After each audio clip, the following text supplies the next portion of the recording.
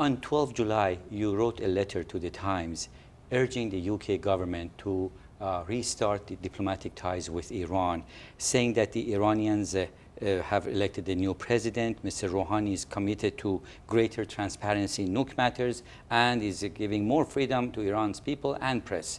Why shouldn't the government wait, Lord Lamont, to see that Rouhani can actually deliver? As Reagan used to tell Gorbachev, trust but verify.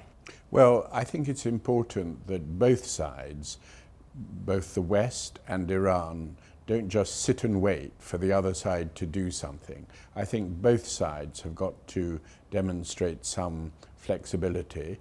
I'm sure Mr. Rouhani is under pressure from people saying, well, let's see what the West do in response to your election. And I think both sides have to wipe the slate clean and be more flexible than they have in the past. I don't think it's enough for the West just to say, well, we've made an offer, maybe Mr. Rouhani will accept it, even though it was rejected before. I think you've got to have fresh initiatives on both sides, but equally, I think Iran has got to look at it in a fresh way and perhaps be prepared to make further concessions on the nuclear program, maybe sign the additional protocol, something like that at some stage.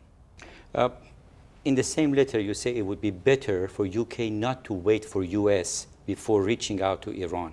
And you add that many in US would quietly applaud that. Why would it be better for UK to have a head start on US, and which groups in US would quietly applaud? Well, recently 131 congressmen signed a letter asking President Obama to pursue diplomacy.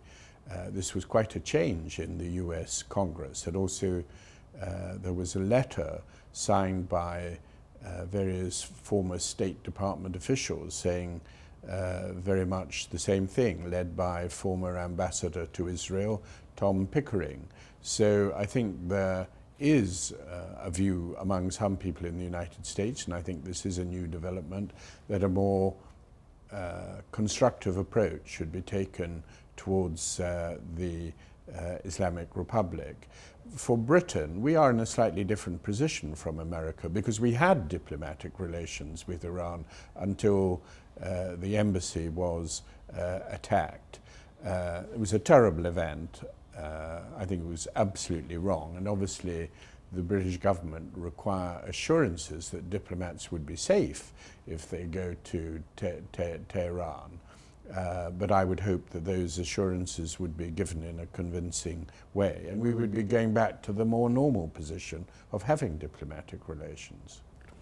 In the Iranian community, there are some cynics that say Lord Lamont and the BICC, they don't really care about the well-being of the Iranians under the repressive regime of the Islamic Republic. They only want, benefits for the British companies dealing with Iran. What is your response to the cynics and to your critics? Well, I'm very sad if people do think that. All I am interested in is I have no personal issue, nothing to gain from good relations with Iran. My wish as a politician, I'm mainly interested in the politics. I'm not interested so much in the business. It's as a politician I'm interested. I don't want there to be a war between Iran and the West. I don't want to see a conflagration in the Middle East. That is my overwhelming motive. It's the only motive I have in all this. Lord, for a regime like Iran that really is suspicious of Britain and has called Britain names, time and again, do you really think UK can improve its ties with the Islamic Republic under the current regime? Well, when you say the current regime, I think everything alters as time goes by. And Iran had a revolutionary regime, but it's a government that has to govern the country. And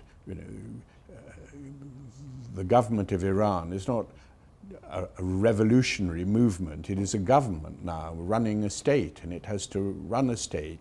And those who are in charge of it have the concerns of how do they run this state and how do they keep the country stable and keep people more or less contented. So there's a tremendous challenge facing the Iranian government, but historically ties between the Iranian government and Britain have been so bad, I don't think they can just be improved overnight. I think the most we can hope is that gradually things would get a little bit better. But you've got to make the first step, and I think making a few steps that lowered the tension would be a very good thing. But I repeat the first point I made. I think we have to accept that whatever we thought about the Islamic Revolution at the time, the Islamic Republic is a fact. There is a government there. We have to deal with that government. That government is a government. It's not just a revolutionary movement.